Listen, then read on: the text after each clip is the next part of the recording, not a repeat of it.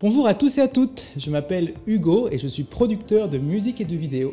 Et aujourd'hui dans cette vidéo, avec Filmoratis, je vais vous expliquer comment réaliser un effet de slow motion tout en conservant le mouvement de votre bouche à la vitesse initiale d'enregistrement afin d'avoir un petit effet esthétique sympathique à votre vidéo. Si vous voulez comprendre comment cela fonctionne et comment réaliser un ralenti de qualité, restez avec nous et je vais vous expliquer tout cela en détail.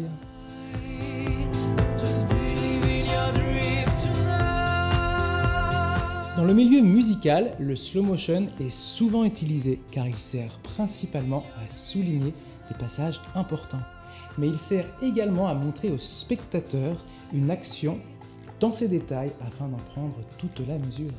Commençons par expliquer ce qu'est un slow motion et comment obtenir un ralenti de qualité.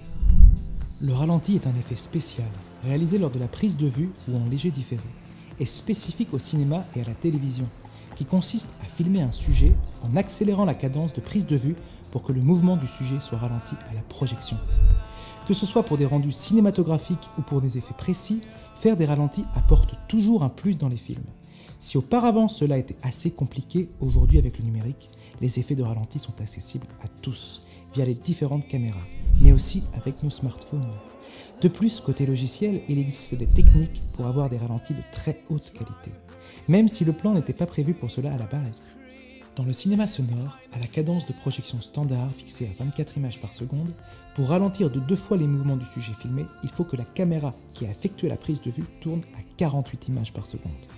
Pour un ralenti de 3 fois, l'appareil de prise de vue doit atteindre 72 images par seconde et ainsi de suite. Concrètement, cela signifie quoi par rapport aux appareils numériques que nous utilisons de nos jours?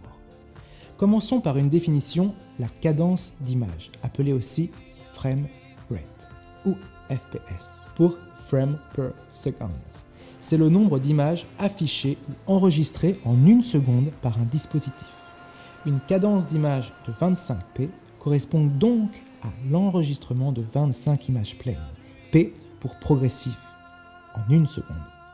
Une cadence d'image de 25p correspond donc à l'enregistrement de 25 images pleines, P pour progressive, en 1 seconde. Il faut 16 images par seconde pour qu'au visionnage, on commence à percevoir un mouvement continu et non plus une succession d'images fixes. Plus la cadence sera élevée, plus l'animation ou le mouvement sera fluide. En résumé, 25 images par seconde, c'est la cadence d'acquisition la plus fréquente et adaptée à la plupart des captations. Elle est proche d'un rendu cinéma, mais peu efficace avec des mouvements rapides. 50 images par seconde, cette cadence assure des ralentis fluides pour un montage en 25p et peut être diffusée directement sur le web en cas de captation de sujets ou mouvements rapides, comme les événements sportifs. Elle génère cependant des fichiers de taille plus élevée et exige plus de lumière au tournage. À partir de 100 images par seconde, ces cadences d'acquisition sont destinées à la création de ralentis. Par conséquent, pour enregistrer une vidéo au ralenti de 2 fois, tout en conservant la vitesse initiale du mouvement des lèvres, il suffit tout simplement d'accélérer la musique par 2 fois. Le ou les artistes devront, lors de la capture des images en slow motion, chanter 2 fois plus vite les paroles de la chanson afin de conserver le rythme initial de celle-ci, et cela permettra de mettre en exergue l'effet du slow motion.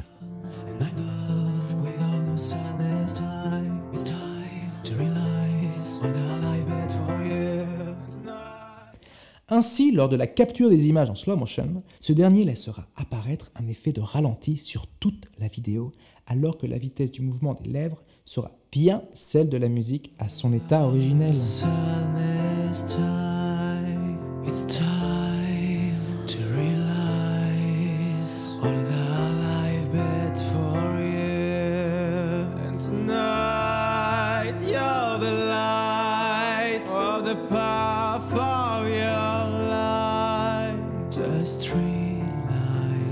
Et voilà, le tour est joué et l'effet est plutôt sympathique car celui-ci permet de donner un effet esthétique à votre vidéo et permet de s'appuyer sur un ou plusieurs mouvements en le ralentissant, tout en conservant le rythme initial de la musique lorsque l'artiste l'interprétera.